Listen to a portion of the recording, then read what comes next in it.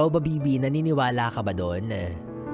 Na kapag mahal mo, regardless of the age, basta pwede kayong dalawa, available kayong dalawa para mahalin ang isa't isa, walang problema. Well, basahin natin ang ilan sa mga mensahe ng ating mga bibi na nagpadala ng kanilang experience o kwento sa aking Facebook Messenger, DJ B-Boy Bibo. Sabi ni Braille, "Hello po DJ B-Boy Bibo, magandang gabi po.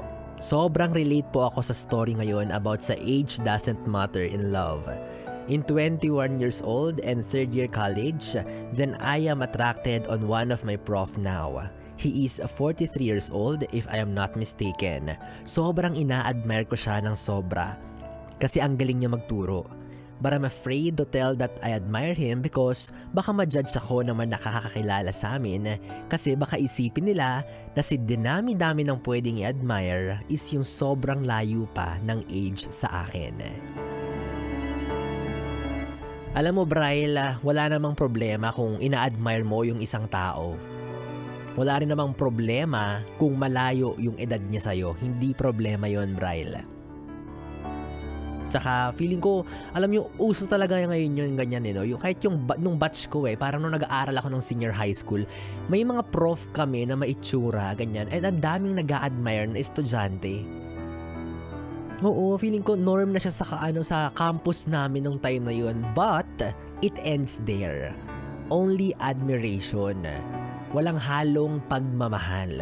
Admiration lang. Kasi nga naman, di ba, sa generation natin ngayon, mas attracted, ano bang tawag doon? Attracted? Attracted, yan. Mas attracted na tayo sa mga matatalino. Di ba, ayaw na natin sa mga patanga-tanga. Charot! So talagang ang tendency is na-attract na tayo sa mga taong matatalino. And saan ba tayo may expose, diba? Kundi sa mga professors natin minsan. And that's okay.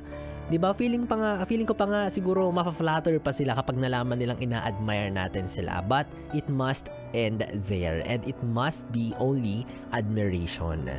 Diba? Kung single siya, kung papalarin ka na gusto ka rin niya, siguro pwede naman yun, no, Braille? Kaso alam mo kung saan ka pumalya? You guys are on the wrong setting.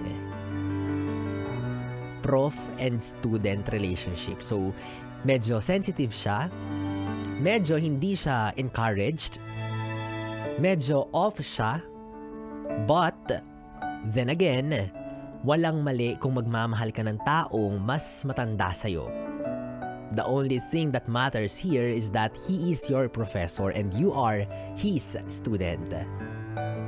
Hindi pwede yun. Doon tayo nagkatalo. Sayang naman. Harit bin na nakilala mo lang yan dyan sa labas, nakabanggaan mo, nagtitinda ng buko, nagtitinda ng ice cream, nagtitinda ng taho or whatsoever. Baka siguro pwede. Kasi wala pa kayong prior relationship. But for now, you guys are student and professor. So, hindi pwede yun. At wag mo ring idadahilan sa akin or sa amin, next year naman, 4th year na ako, hindi ko na siya prof, baka naman pwede na. Grrr. Hindi pa rin pwede yun. You guys are on the same campus. You are sharing one establishment and hindi magiging maganda sa paningin ng ibang tao at may tendency pa na matanggalan ng lisensya yung taong yan o yung professor mo. So, again, tigil mo yan. Hanggang dyan ka lang dapat sa admiration. And that is okay if you admire him. Mula naman sa isa pa nating bibi kay Richelle. Hello po, good evening po DJ at sa lahat na nakikinig ngayon. Yeah, I believe age doesn't matter. I'm 25-year-old. I'm just a simple girl that's being happy with small things. Na-fall po ako sa man na 36 years old na. Magkatrabaho po kasi kami. At first, hindi ko naman siya napapansin na may lihim na pagtingin. After 1 year na magkasama kami sa trabaho, nag-confess siya what he feels toward me. Ako naman, super kinilig that time, knowing na pareho po kaming may live-in partner in life na. Ewan ko, pero I'm sure na hindi lang pagtingin ang meron, kundi love na namin ang isa't isa. He always give time for us, and I know na ang bad namin kasi sa work, pareho kaming inspired doing our task, especially him. Siya kasi ang leader namin. I don't know how to end this feeling right now. Saan kayo nagtatrabaho, Richelle? Sa call center, no? Char. Grabe naman. Again, Richelle, kung narinig mo yung sinabi ko kanina kay Bryle, same lang. Same with Bryle. Walang problema kung magkalayo ang edad ninyong dalawa. But then again, wrong setting and wrong moment. Sige, damay mo na siya. Wrong person na rin. Diba? For sure, hindi edad yung problema mo eh. Small thing na yan kung ikukumpara sa fact na pareho kayong may live-in partner, which makes everything wrong. Again, regardless of the age, walang problema yan. 25 ka, jumawa ka ng 50 anyos, basta parehos kayong walang jowa or single, then go for it. Hindi kayo mag-teacher, go for it. Hindi kayo magkamag-anak, go for it. You see the problem here? Nagmamahal kayo ng maling tao. Hindi kayo nagmamahal ng maling edad, nagmamahal kayo ng maling tao. Kung si Bryle na-inspire or nag-admire sa isang professor, ikaw naman nahulog, na in love sa isang taong may ka-live-in partner na. So see, the bottom line, it's not about the age. It's about choosing the wrong person. So yun yung problema. So maling topic po yun na pag-messagean ninyo. Charing. Ibang topic po yan. Nagmamahal tayo ng maling tao na hindi na pwede at lalong hindi pwede. Yan, sabi naman ng isa pa nating bibi na si Jamaica Kembao. When I was a teenager, napasok ako sa ganitong klase ng relasyon. I was 15 and 22 siya. Ang dami lang nag-worry na kaibigan ko kasi hindi alam ng parents ko. Hindi ko alam na medyo masailan pala siya pakinggan at tignan. Buti na lang I know my limitations kaya wala rin naman nangyaring masama sa akin. Oh, 'di ba, Jamaica? Kaya mga bibi, please be careful. Marami ng ganitong kaso, jumawa ng minor de edad, ayun, natulfo. Diba? Na live broadcasted siya sa YouTube. Sinusundo ng nanay dun sa bahay ng jowa. Diba? Matuto na tayo sa mga ganong scenarios. Hindi lang naman isolated case yung mga gantong kaso nung kay Jamaica eh. Maraming pagkakataon na nangyayari yan. Ang isang minor de edad na pamahal sa isang mas matanda sa kanya.